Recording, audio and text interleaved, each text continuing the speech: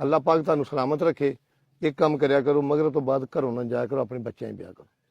ਸਿਆਣੀ ਗੱਲ ਹੈ ਜੀ। महफिल छड़ दो। अगर बच्चों सबक चंगा देना, उन्होंने अच्छे सूरमे की गल सुनाओ। इतने लोग पता की करते, वेखो इन्हें 5 मरबे लै ले, तू तो डुब के मर जाओ, लख ला ना तेरे ते। इन्होंने इंसानियत दस, जिन्होंने अल्लाह जे ते राजी होए, मेरी गल याद रख लो, रब इंसानियत दिंदा उन्होंने, अपने जिन्होंने करीब करना उन्होंने इंसानियत दिंदा। जे तो असीं बहुत दूर, साडे मैंबर रसूल तो इंसानियत मुक्की, साडे टीचर जो इंसानियत मुक्की, साडे कल्चर च मुक्की जी। बच्चों के कोल बहु 2 घंटे रात को कदी ना जाओ किते। अगर तुसीं रात दियां महफिलां नहीं छाणियां, तुहाडी औलाद गलत हो जाएगी। धी मां पे पिता पे घोड़ा बहुत है, थोड़ा थोड़ा वेल तुम्हें दी कौड़ी हुंदी, असर हुंदा वी बीआं, जिहो जी डिठी मां मोहम्मद उहो जी डिठियां धीआं। रात को बच्चों ही बाहो, बच्चों को तबलीग करो, बच्चों को दर्स दिओ बैठ ना जाओ लोग। तू रात को 11 बजे तुसीं आओ, 17 घरे फिर के आया, तेरा ही पोता हाथ तो तेते ही जानी।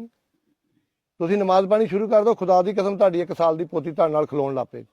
नकल करदी खरबूजे नूं वेख के, खरबूजा रंग फड़दा। ते दूसरी बात, अगर औलाद तो अच्छी उम्मीद रखदे हो, रिज़्क हलाल खाओ।